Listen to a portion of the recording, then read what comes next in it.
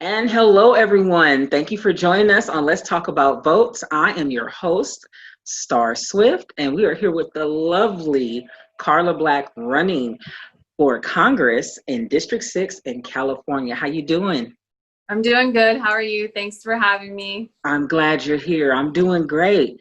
Well, of course, you've seen some of the show, and you know that we're all about voting here and educating people about getting with voting and, knowing about your ballot when you get there. So, can you please tell the viewers how you got started in politics? So I got started in politics first, just because I think by nature I'm very curious. Some people like to call it nosy, but so I just like to look things up, research things, and I noticed that it was probably around 2016 where I became more involved in politics as far as looking up policies, finding out what people were doing as far, or what politicians were doing and talking about in terms of that. And so it kind of just built on from there. After 2016 and shortly after that, I just realized that, this is something that I want to do. I want to do this. It's fun. I'm good at debating. So, and then I would say this year, 2020, has been a roller coaster for all of America, all of the world.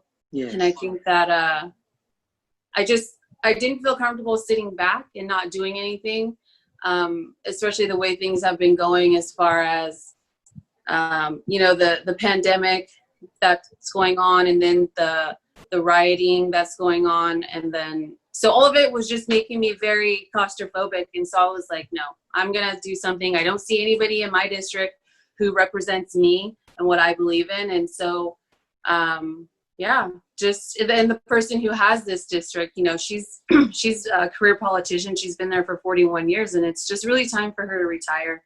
Okay. Time for someone else. I hear you. I hear you. Well, what I like about that is that you're showing, your initiative and what you are bringing to the table for the community. I already had spoken with you earlier, and you were born and raised in Sacramento. What do you feel Sacramento needs in this climate right now? I think right now Sacramento needs to be united, and not to say that we're not, but I think that it needs to be said.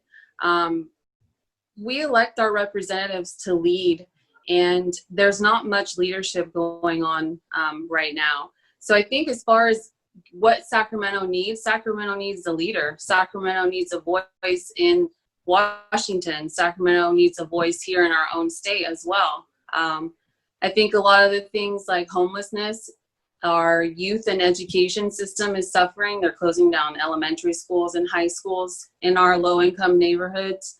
And then I see that our veterans, the local VA hospitals at Mather and then Beale, and then McClellan Air Force Base, we're not seeing the care that our veterans deserve. And so all of that, I think that it would give Sacramento a strong voice, and it would also show the leadership that Sacramento much needs right now to lead, not only because we are the country's capital, so in California, and then lead in Washington as well. Okay, I hear that. Well, I want to motivate people to vote. And you being someone who's running, I know that you want to motivate people to vote. What kind of advice can you give to voters that aren't voting, that are registered, those that aren't registered, that need to register, and of course the youthful vote that we just need to bring in all together? What is your advice to those voters, especially with COVID-19 and civil unrest and things happening? What can you do to rally up and say, this is what you guys need to do to come out and vote?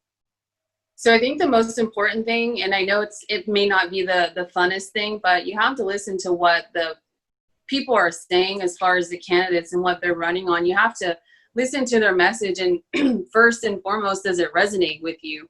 It doesn't matter which party, like you were saying earlier, it's about policy. And so what are these policies? And so I would just, for the voters who are dormant voters, maybe, who just sit back and they don't really vote, they are registered voters, but this is an important election year. There is much at stake for our country. I personally believe our freedoms are at stake this election year, not just the presidential election, but obviously with the for congressional candidates as well. Yes. And for the young voters, this is a lot for them. I'm sure they're being encouraged to. I mean, the young people are easily influenced anyways. And to them, I would just say, again, a policy, maybe talk to your parents, and then do a little bit of research on your own, you know. Don't let someone tell you what to do.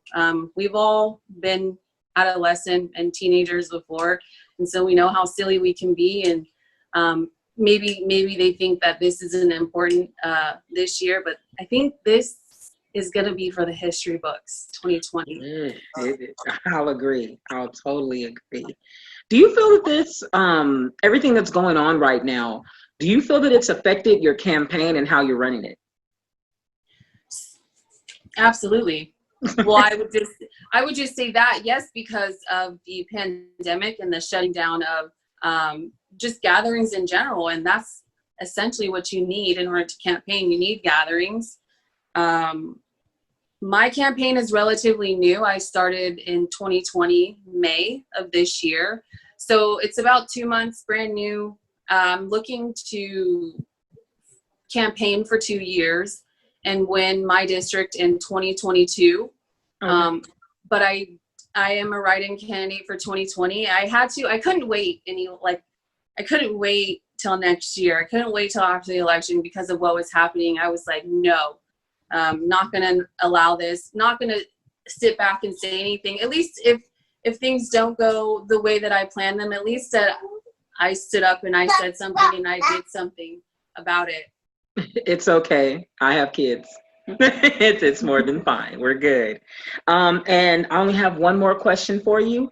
And my last question for you is, as far as with voting in November, what is the one thing you want us to, I guess, do with our absentee votes or go into the polls mentally thinking when we go in there to vote? Like, what do you want us to really carry with us going in to vote? For me, and what I would recommend for everyone who loves freedom and their liberties, is to carry the Constitution, read over the Constitution, and really ask yourself which candidate best fits those ideas that our founding father had when they wrote the Constitution. You know, they're tearing down statues, they're defacing statues, and a lot of that is the start of a country that is crying for help. Sorry about that. No country worries. That's crying for help. And so the best advice I can give would be to just ask yourself, you know, what's freedom worth and how hard are you willing to fight for it? And we fight with our votes. We do fight with our votes. Our votes are our voice.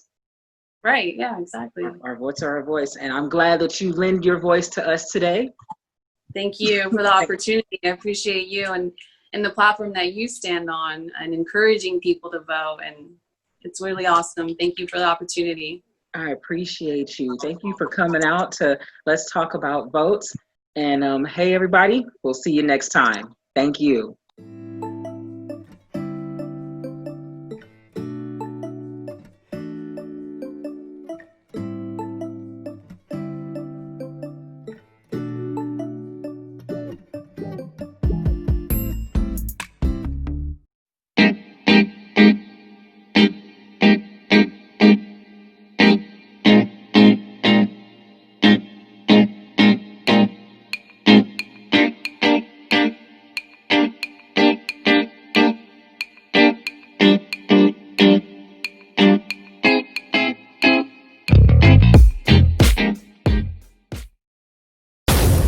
This is a Swift production.